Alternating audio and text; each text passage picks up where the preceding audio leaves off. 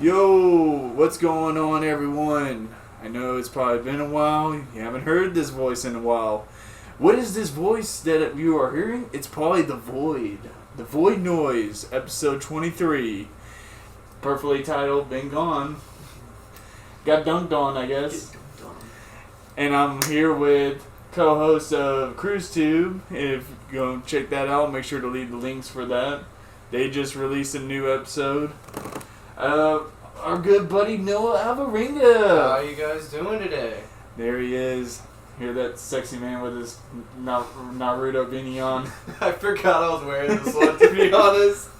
I just throw a beanie on and I'm just like, yeah, it's fine. When he's about to hit you with them. The man sense. You think he's speaking sign language, but he's not. He's about to assault you for no apparent reason. Oh, well. First thing that's sitting on my mind, we just got done watching, I know it's been out for a minute, but the Netflix original series Beef. Yeah, we just got done beefing that one. We were just beefing earlier. We had some beef. We were binging that show. Oh my god. Yeah, honestly, I really enjoyed it. And, you know, we're not gonna spoil anything. I think anyone, if you're interested to see something new, I think this is something you should definitely give it a try. Oh yeah, most definitely. It was a really good show. And that's what we did. I mean, even with Miss Moonlight, we all watched it together. And, yeah, it was actually a lot more enjoyable than I thought. Like, at first I was kind of, like, when I first seen the trailer, I was like, man, I don't want to see the reflection of myself when I get road rage. Well, more for I me, never went out of my way to track someone down, but yeah. But I have felt them where I'm like, no, fuck you. Yeah, I know. Ever since I saw that trailer, like, the very first time when it was starting to come out, I was like, I don't have road rage. And then I started realizing I have a very small amount of road rage.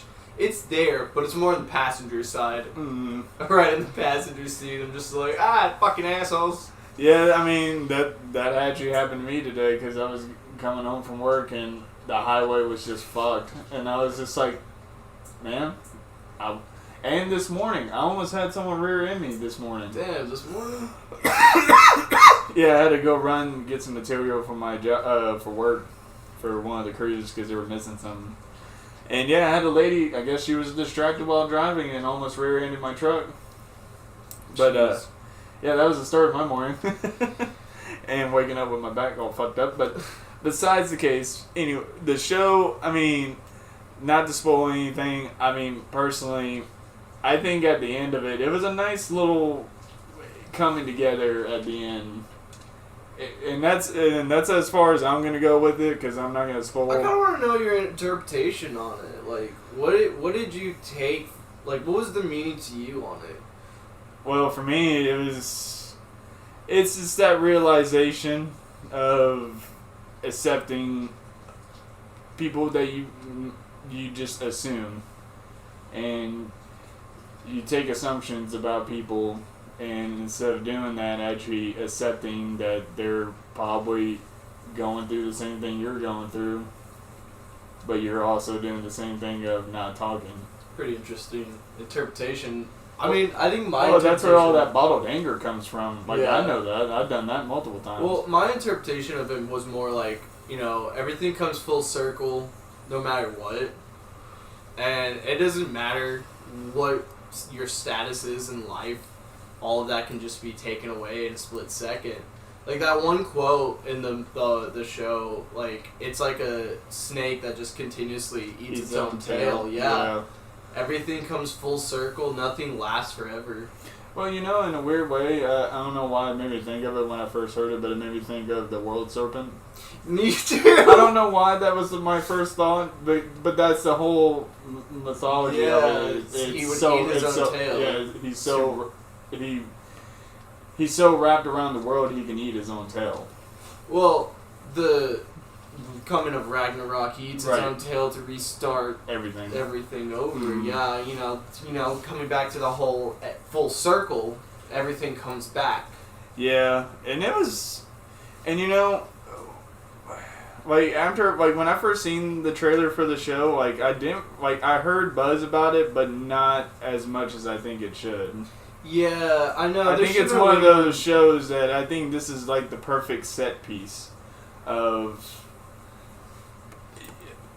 I think nowadays, I think we really need that. I think It's we a good need coming that of age movie too for like people that grew up in like the 90s and stuff like that. And grew up with that kind of... the music, and I will comment, the soundtrack was fucking great. Yeah, it fit every single episode perfectly. Mm-hmm. And every scenario fits so well. And it's all songs that everyone that was born in the 90s we grew up with. Yeah. And that's why I think it's personally a good think piece for nowadays. I think a lot of people need to sit and watch it. Because honestly, in a weird way, it's like a perfect reflection. Yeah, not only that, like, listening to that soundtrack too, it speaks a lot on, like, even still current events that are still going on. You know, how people are still currently feeling and acting. I think so too. I mean, it's one of those that's what honestly, I would like to have a physical copy of it, because it's one of those films or shows, one of the two, that make you really think, and you can kind of reflect yourself on it. Right. Because that's how I felt throughout most of it. I felt kind of reflective with Danny. That's why I was like at times understanding where Danny was coming from, even though he made some pretty bad choices. Himself. Yeah. There's still one question that I have that I will not talk on this. Yeah, because big spoilers. Don't want to spoil anything, but there's one question that I have that has yet to be explained throughout the whole show, and it's been bugging me this whole fucking time. When we got introduced to Isaac, like, once we found out Isaac's backstory, I'm just like, who was it? Right. I've been sitting here, like, trying to guess, and nobody knows, because, like, the show doesn't explain or anything like that. No, and one of the things that, oh man, like I said, it's one of those shows that makes you think a lot, and when I heard about the whole Easter egg that I won't spoil for here, you guys will have to do your own research of what I'm talking about. But there is a reoccurring thing, and it's so blatantly just random. Yeah. Not really random, it happens at certain moments, and you start picking it up. I think there was like a few episodes that I didn't mention anything I think about that's it. because nothing dramatic was happening. Well, I mean, a lot of in the beginning, too, when it was a lot of comedy, there wasn't a lot of that either. Mm-hmm. You may have, like, maybe glanced at one, but, like, that's probably it. Yeah, and once you pick it up and they finally kind of mention it, it's like a brief segment, but it's like, oh, okay, that's a nice little random break there. Yeah, and I wish they would touch up on that little Easter egg somehow more. I mean, they did, and kind of the way that they did was pretty good. It is, and I bet there's like a whole I bet there's someone's made a video about it. Like, possibly, because I was sitting there and thinking, and I was like, is there a thing with crows and Asian philosophy? Well, because think about it, they used to have like a lot of animals that like... True. That they were... I mean, look at Chinese Zodiac. Yeah, I was like, I think there's a crow on the Chinese Zodiac, if I'm correct. I think so. But I don't know... Don't actually quote me on that. Yeah, don't quote us on that. We're just speculating. I'm an idiot, so don't actually quote me on that. But no, well, that's why I'm wondering if there's like some thing, kind of like Reservation Dogs. Remember where they can't look at the whole owl thing? Yeah. Which I got taught that by a friend of mine who lives in Oklahoma. I got taught that as like, there's like a Hispanic thing about that too. But like when I lived down in Mexico, I heard about that one too. I heard about that. Yeah, I heard that from someone else too, and I don't remember how that conversation went down. I think we heard an hour or something. I think that might have been me. I think me and you were talking about it at some point. Possibly, but I felt like I've heard that from somewhere. I remember, my dad told me that, like, as a Hispanic, like, you're not supposed to look at an owl, and if it, like, winks at you and it, like, turns its head, like, somebody in your family's supposed to die or something like that. The worst part is about, like, how he told me is like it couldn't have come in the worst fucking moment. He told me this at a zoo while we were in a bird sanctuary, and I'm staring directly at an owl. And there's all owls. I'm staring at the owls. They all close their eyes and turn their heads simultaneously. Dude, no, the moment he told me that, I immediately looked away and just walked forward. I was like, I'm gonna go look at the bats. Yeah, I'm gonna go look at bats. I don't think we have a whole thing with bats. Yeah, I was like, I don't think we have things about bats. Let's just go look at bats. Blinking and going, Yeah, like, Yeah, it messed with me, and I could not look at an owl for the longest. I still don't look at owls, if I'm being honest. Subconsciously, I avoid them. Yeah. Well, owls, man, I don't know. Mythology on those guys. Yeah, like, I heard about those stories, but anytime I've ever seen an owl, I've never seen it do it. I don't know, there's some weird things about owls. Like, even, like, Greek mythology, there's owls, and like Norse mythology as well. Yeah. And I believe in Roman mythology as well, it was a huge symbol. The owl, it was a huge symbol of wisdom. Possibly. Which I think that's hilarious because owls are not the fucking brightest creatures out there. No, but they are good predators. They are very good predators. I love how they're like, bats are blind, but bats are not blind. Owls are smart. Owls are not smart. They're a bird. They have bird-like mentalities. It'd be creepy if owls had the whole thing of like bats where they're blind, well, they're partially blind, but they're light sensitive. But they use screech. Yeah. I think dolphins do that too. Yeah, they do, but imagine that one day you're just in the woods and you're like camping with some friends. You're like, oh, I'm gonna go take a pee real quick. You go out in the woods, go take a pee real quick, and all of a sudden all you hear is nope. I probably would have like just zipped up and just pissed on myself and not even cared as I'm running away. Giant man bird. I would run from a giant man bird. Fucking raptor. We are not going to some like prehistoric thing. I'll put that on the charger. But no, yeah, I definitely needed to talk about that show because I was like, there was a lot going on. There was. I need to speak of it. I want to speak. Have you watched Minding the Gap? Yes. Oh my god. Okay, so I haven't always had access to a lot of like skate filming, except for like the Thrasher Dime videos from back in the day. Because, oh my god, those were great. But like when I found out that Jonah Hill had made a movie about skating kids, I was like, oh, I want to go watch that, right? Could not watch it for the longest time. Just recently watched it. That's the mid-90s. That was a really good movie.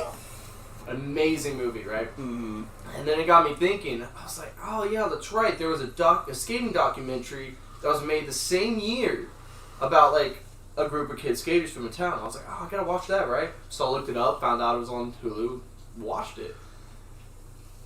I was so depressed watching that. Yep. Holy crap. I was just sitting there, I'm just like...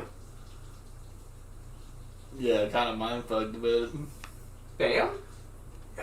Bam Margera? Are you here? Are you a part of this? Yeah, like, well, did you have influence on this kid? Well, funny you mentioned that. That's how Cruz and Ron, for everyone out there on Cruztube. Yeah. We watched that movie together. For real? Yeah, we watched it when we were living on Chestnut. Yeah, me and Cruz were talking about it on the Discord the other night. It was just... Yeah, we watched that, and it was like middle of the day from what I remember, and I think we were planning on going skating that day. I can't remember. I was planning to go skating that day too. And then we watched that, and we were, man. From what I remember, I was just like, I think I'm just gonna hang out inside today. Yeah, there was. I mean, I need to think about some shit. Fuck, because like, if you think about it, shit, like, that's kind of the whole reason why also get into skateboarding, like in that time frame. Mm-hmm. You know, during that time, that's how I got into skateboarding. Like, home life wasn't good. I didn't really have a lot of friends, and I needed an escape. And the only people I knew skateboarded, and I didn't really know how, so I eventually got a board from one of my friends, and they started teaching me how to skate. And it was like, it was the best, escape I had from, the troubles I was having. I get that. For me, when I was first skating, it was actually my dad got me my first board, and from what I remember, I was terrible at riding it because the road, our little driveway we had at one point in time was one of those driveways that's like half gravel, half asphalt. Oh, the rocky kind that's like brownish rocks. Yeah, ours was black. Oh yeah, kind of like our neighbors down here. Yep. Yeah. And literally, it was just, and it used to freak me out. But over time, where my mom lives in Tennessee, she had this long porch, and it was this perfect, smooth, concrete pad. Nice. And that's where I learned to skate. And over time, I would take it to town because my mom would go to the park to walk and shit. And I would bring my board with me and kind of goof around. But no, it all started from a porch. Like, literally, I was ollieing off my porch, landing on grass, fucking up sometimes. Learning pretty much slappies before I knew what slappies were. What I was doing was riding to, like, the very edge of the porch and just hitting a quick 50-50 and hop off. Yeah. And over time, it built to slapping a 50-50 to ollieing off. It's actually impressive. No, me when I was skating as a kid, it was more like just cruising around with my skating friends, which I'm still pretty good friends with one of them, actually, the one that gave me my first board. And to this day, I still think it's pretty funny. When my dad found out that I started skateboarding and I was enjoying it, he was so excited, and he goes, I used to skate in my day. And I kind of gave him that look like, that's what every kid's dad says when they find out their kid skates. I used to skateboard back in my day. And now it turns out my dad used to, but like, he would try to get on my board, and it was hilarious watching him get on it, because back then he still had back pains. Mm-hmm. So like, he would try to get on it, and he's like wincing, like, and then he tries to do like an ollie, and it barely like lifts up. Just like, yeah, he's like, that's an ollie, son. And I'm like, that's a pop at best. Yeah. But yeah. Well, you me got it all, as man. a kid, I was more like, proud. I was like excited because I was like, oh, cool. My dad knows how to skate. Like, that's cool. He can show me things. He couldn't. He like longboarded at Mozart's Pizza Cat. Yeah, sorry everyone. One of our cats is going all predator mode, I guess, on a fly or something. But funny you mentioned that. I was about to say your dad told me that before because he knew I skated. He always says that. He's always like, I used to skate back in my day. Back in my day. Back in my day. I was doing shove-its and bonuses like nobody's business. I would honestly, wouldn't put it past my dad that he probably skated, but I would probably say he more, either had some kind of longboard or, some kind of, cruiser mixed boogie board style. Because he lived in California when he did it. And I was about to say, probably for him, it would have been, because if he got into skating as a teenager, they were probably the torpedo boards, where it was just one tail. Yeah, I think it was a torpedo. He was talking about it. But it's thicker bodied. It's not like the penny boards and kind all of that I used to call them popsicle boards. Mm-hmm. You need help there? I just need my clothes that are on bed. Now we're on there. No clothes on bed.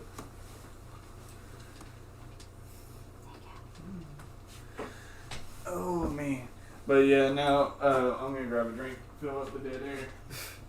No, like I said, I wouldn't put it past him. It was something more like that because, he grew up, he started skating around the same time, a lot of the, probably, during the skate circuit of 87. No, not that. I think that's when he probably got more into it, but before that, I think it was more Just some like, rocket board kind of style. Possibly. But I mean, yeah, no, I was about to say I don't know why I think about this, but there was one time your dad and I were hanging out, and I was just playing music and stuff, and there were some bands he never heard of, and I was just like, oh, well, let me show you a quick little dive into some metal music I know. Like, I showed him Sepultura, which that was an interesting one. I'm surprised he never heard of Sepultura. But, well, my dad didn't really truly listen to a lot of metal or even, like, heavy metal until he started getting with his last relationship. Yeah, and I was kind of showing him stuff from other countries and stuff. Like, I mean, Sepultura's from Brazil. Yeah. They're a Brazilian thrash metal band. That and, I was showing him a lot of shit at that time. I was even showing him bands that, I did a whole little thing with him where I was like, I'm going to show you Corrosion of Conformity. And he's like, oh, that's a punk band. And I'm like, no. They're technically sludge metal. They're in the same category. Right. But they also could be close to, like, Clutch, if you're into Clutch. Yeah. And that's what I always reference to, and I was showing him that. I was even showing him a whole documentary about sludge metal, because I was trying to explain to him what sludge metal is, and I was like, here's a documentary that will explain it better by people who play this kind of music all the time. I remember trying to show him, like, Lamb of God. That was interesting. He kind of paused it in the middle of the song. Not even in the middle. So you know that, I forget the name of the song, but it's one of the songs where it's got that really weird, like, intro riff. It kind of sounds very, like, distorted. It doesn't sound like it's a real riff, but it's like... Was it Walk With Me in Hell? It probably was. I don't remember which song it was, but I just remember him pausing it, and he goes, can they even play the guitar? And I was like, fuck yeah, they can. Like, what? Of course they can. Like, just keep listening. Just keep listening.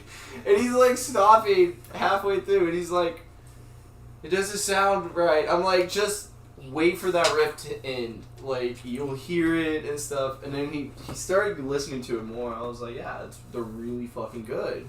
And shit. I showed him some other pretty interesting bands, too. I showed him Suicide Silence. That was fun. Well, because I was I don't remember what that... I don't know how that conversation stirred up, but I think it was because...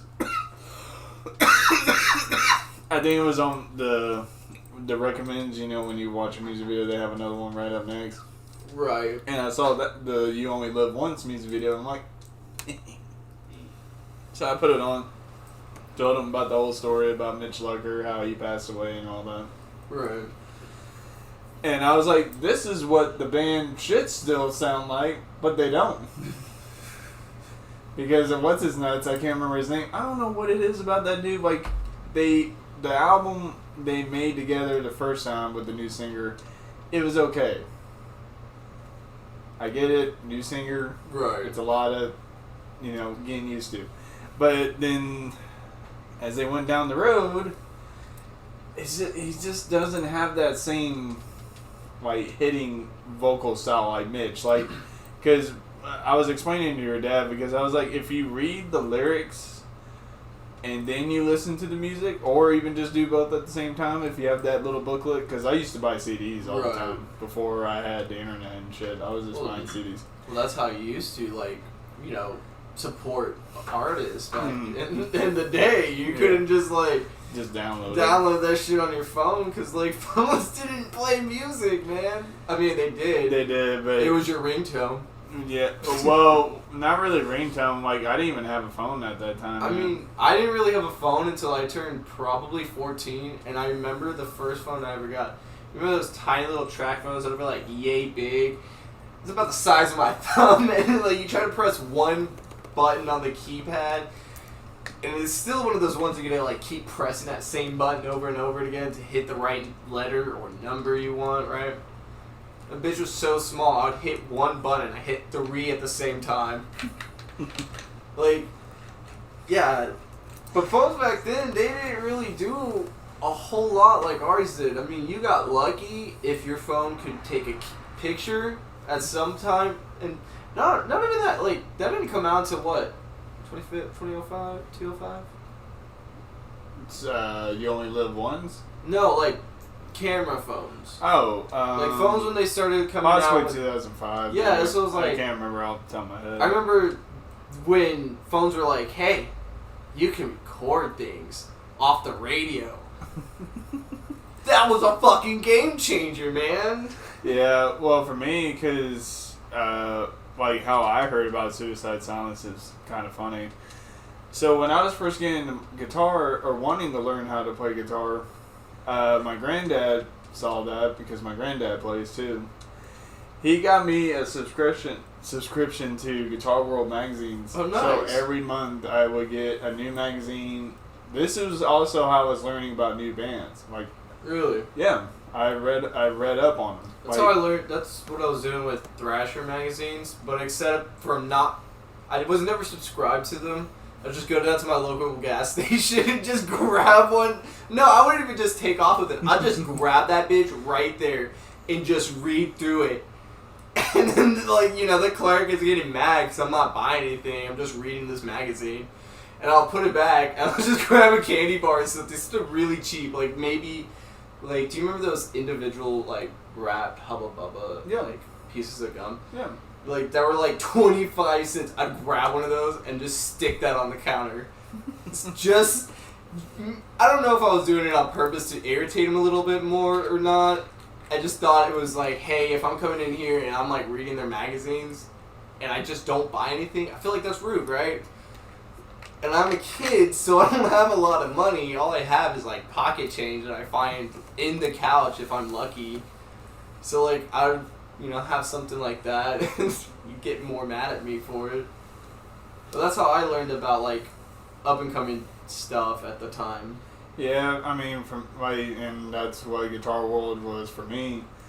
And then when I got a guitar, another cool thing about Guitar World magazine, what they would do is they actually had lessons of the month. And they would have songs that they actually transcribed. And they have the basic chord sheet where it's easier for people to learn. Because, you know, not all of us learn the proper way of reading a fucking sheet. Yeah, sheet music, like, okay, I can kind of somewhat understand, you know, where the range is going to be, like, within the sheet music. But when it comes to, like, translating that back into, like, the instrument itself, that, to me, is impossible. Yeah, they had the basic chord function or chord graph, and that's how I learned. I learned from that, and I would learn songs. They were not properly how they're played because I didn't have the internet. I didn't have a way to listen to it, then figure it out. But when they had songs that I did know and had it on CD, that's what I would listen to and learn. Like, that's how I learned how to play The Pretender by Foo Fighters. I just learned the rhythm part, but still I learned the song. I used to try to do that when I got my first ever acoustic when I was like, I think I might have been 10 years old. My mom bought me one of those like cheap Walmart acoustics that you get in like the toy aisle. Back in the day, back when Walmart loved pissing off your parents, you could buy your kid a fucking drum set, a guitar, a bass guitar. None of these plugged in, by the way. They were just like all like acoustic. And you could just piss your parents off, right? But I remember my mom had bought me a drum set at one point. Really young. Very terrible at it. I can't keep a rhythm on the drum set to keep my life, you know, whatever. But my mom bought me my first acoustic, and I tried to do it like that. It was really hard. And I tried to do it with, like, acoustic-style songs. Just like, okay, you know, this is acoustic guitar. It won't translate too well, you know, onto other songs. Especially since this is a cheap-ass, you know, guitar that I don't know how to tune because I don't have those things and I don't have access to do those things. So, you know, I had a cheap little radio in my room and I'd just play that every once in a while and try to strum along. and it sounded like because like I was a kid and I was really terrible at it, and nobody tried to teach me. Well, you want to know something interesting about that now that you mentioned that? So, do you remember First Act guitars in Walmart? I do. Did you know they made electric guitars? Actually, real ones. Like that. Like Really? an actual guitar. Mm-hmm. And they're super rare to find. But if you find one, they have this tone. It's perfect for well, hell, if you really want to get down to it, it's perfect for if you want to play blues music. Shockingly. I do like blues. I do too. Perfect for doom metal. For real? Well, it's because it's got the pickups in it. That's what's also rare about them. They had these weird wired. I mean, all pickups are wired, I feel like that's how it is with my bass. I feel like my bass is like something like that. Not exactly, but it's got this weird amplifying thing in it that makes it have its unique tune. I think he might have an active humbucker. I think that's what that is. It could be, but it's also like super old. Like even Jay has seen it, and he's like, "That is a fucking old ass Dean." It is an old ass thing. It is old. I think it's older than me. It's been a minute since I've seen one like that. I definitely think it might be older than me. But but the pickups in the First Acts, they were wired kind of differently, but for some reason they pick up really well if you're wanting to play like distorted guitar and everything, Right. where you can get that sludgy tone. Oh, But interesting, actually. and metal music, just standard, even thrash, if you want to go crazy with it. I gotta look into that now. That's pretty interesting. And that and there was another one I was just thinking of, but First Act, to me, it's one of those weird things. Like I don't know how that they went from making really good guitars and then somehow they went down the rabbit hole of to making Walmart stuff. Yeah, I kind of feel that on some of the newer skateboards that are in Walmart too, and some of the bikes actually. Like, yeah. Personally, as a skateboarder, I don't like bikes. I think bikes are kind of dumb. But I mean, kudos to you if you can you can do tricks on that. I can't. That's why I personally think it's dumb. I just like riding them. I can ride them. I don't really enjoy riding bikes. It's not really something I personally enjoy doing compared to riding on my skateboard and trying to do tricks on that. Well, also I know there's way more